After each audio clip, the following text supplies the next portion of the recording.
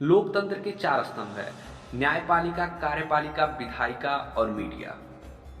मित्रों, मीडिया एक महत्वपूर्ण और मजबूत स्तंभ है। मुझे एक कहावत याद आ रहा है जो कि बहुत ही ज्यादा सुप्रसिद्ध है और उसका अर्थ यकीनन आपको समझाने की आवश्यकता नहीं पड़ेगी। कहावत इस प्रकार से है कि असरफियों की लूट पर कोयले की छाप।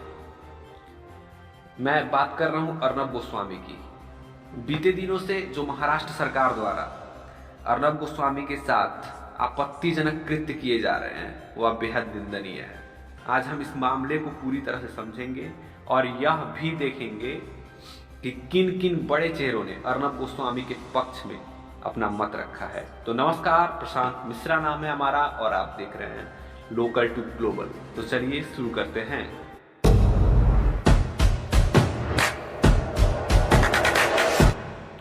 रायगढ़ पुलिस ने बुधवार को रिपब्लिक टीवी के editor in chief Arnab Goswami के अलावा अन्य 2 लोगों को 53 वर्षीय इंटीरियर डिजाइनर को कथित रूप से आत्महत्या के लिए उकसाने के मामले में गिरफ्तार किया। इस साल मई में महाराष्ट्र सरकार की तरफ से इस केस की सीआईडी जांच के आदेश दिए गए थे। ये मामला 2018 का है। पुलिस ने अर्नब के घर पर तलाशी भी ली। अर्नब को अलीबाग के कोर्ट में पेश किया गया। पुलिस ने अर्नब गोस्वामी के अलावा फिरोज शेख और नितेश शारदा को भी गिरफ्तार किया है। अर्नब गोस्वामी, फिरोज शेख और नितेश शारदा द्वारा कथित रूप से बकाया राशि न देने पर 53 वर्षीय के एक इंटीरियर डिजाइनर को उनकी मां के आत्महत्या करने के मामले में सीआईडी द्वारा पुनः जांच करने के आदेश दिए गए थे। कथित तौर पर अनवय नाइक द्वारा लिखे गए सुसाइड नोट में कहा गया कि आरोपियों ने उनके 5 करोड़ 40 लाख रुपए का भुगतान नहीं किया था, इसलिए उन्हें आत्महत्या का कदम उठाना पड़ा। रिपब्लिक टीवी ने आरोपों को खारिज कर दिया था। सीआईडी जांच द्वारा लेकर राज्य के गृह मंत्री अनिल देशमुख ने कहा था कि इंटीरियर डिजाइनर अनवय नाइक की बेटी आज्ञा नाइक ने दावा किया कि रायगढ़ जिले में अलीबाग पुलिस ने बकाया राशि न दिए जाने के मामले में जांच नहीं की थी, इसलिए अनवय और उनकी मां को आत्महत्या का कदम उठाना पड़ा। अर्नब गोस्वामी पर आईपीसी यानी कि इंडियन पैनल कोड की धारा 306 लगाई गई है। साथ ही देर रात 11 बजे कोर्ट ने सुनवाई के बाद अर्नब गोस्वामी को 14 दिन के न्यायिक हिरासत में भेज दिया है। अर्नब की गिरफ्तारी पर बॉलीवुड की एक्ट्रेस कंगना रनावत ने प्रतिक्रिया देते हुए कहा कि मैं महाराष्ट्र सरकार से पूछना चाहती हूँ कितनी आवाज बंद करेगी या मुंह बढ़ते जाएंगे। आज से पहले कई शहीदों ने अपनी शहादत दी है। आखिर इतना गुस्सा क्यों आता है, आप स्वयं वीडियो में देख लीजिए। मैं महाराष्ट्र सरकार को ये पूछना चाहती हूँ कि आपने आज अर्नब गोस्वामी के घर में जाके उनको मारा है, उनके बाल नोचे हैं, उनको असॉल्ट किया है।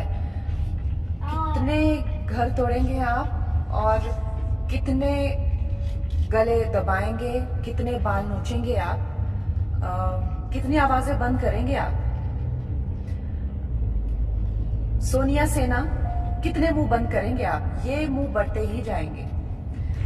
आज हमसे पहले कितने शहीदों के तो गले काटे गए हैं, उनको लटकाया गया है फ्री स्पीच के लिए। कोई बात नहीं, एक आवाज बंद करेंगे, कई उठ जाएंगे। कितनी आवाजें बंद करेंगे आप? और गुस्सा क्यों आता है? कोई पेंगुइन कहता है तो गुस्सा आता है। अब पेंगुइन लगते हैं तो पेंगुइन कहेंगे। क्यों गुस्सा आता है? पप्पू सेना कहते हैं। अब पापा के पप्पू जैसा काम करेंगे तो पप्पू सेना तो कहेंगे।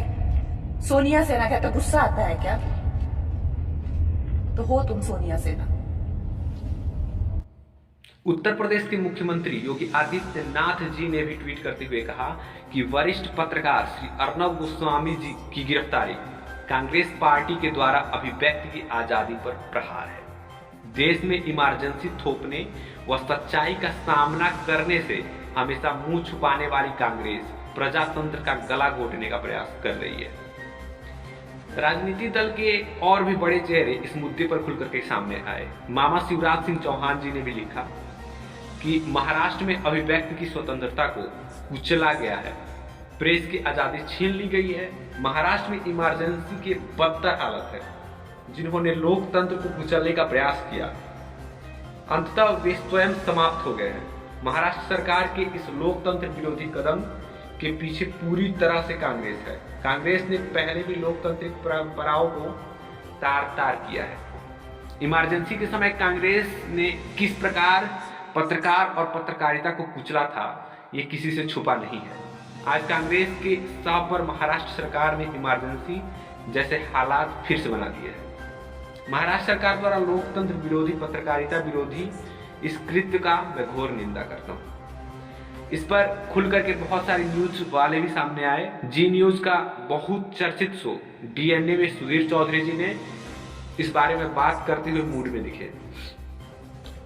उन्होंने अपने पहले ट्वीट में बताया था कि अर्नब गोस्वामी के ऊपर बात करने का समय आ गया है या फिर पत्रकारिता छोड़ने का समय आ गया है।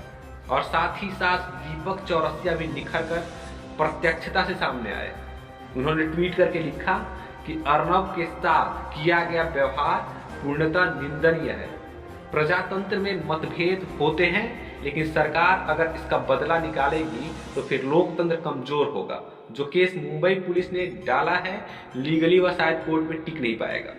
रिपब्लिक के मुताबिक उन्होंने 2018 में यह केस मामले में फंसाया जा रहा था। मित्रों, ये पूरा का पूरा रहा आज का विश्लेषण। तो नमस्कार, आपका दिन शुभ हो।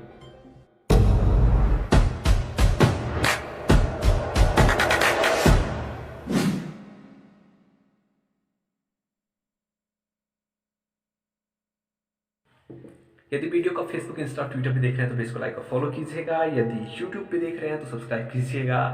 और एक और बहुत जरूरी चीज़, यदि आप हमें कोई सलाह देना चाहते हैं, कोई सुझाव देना चाहते हैं, आप किसी मन चाहे कंटेंट पे वीडियो चाहते हैं, तो हमारा इंस्टा और ट्विटर ID आपकी स्क्रीन पे शो कर रहा होगा। आप हमको आप डायरेक्ट मैसेज कर सकते हैं। हमें आपका मैसेज का इंतजार रहेगा। जय हिंद।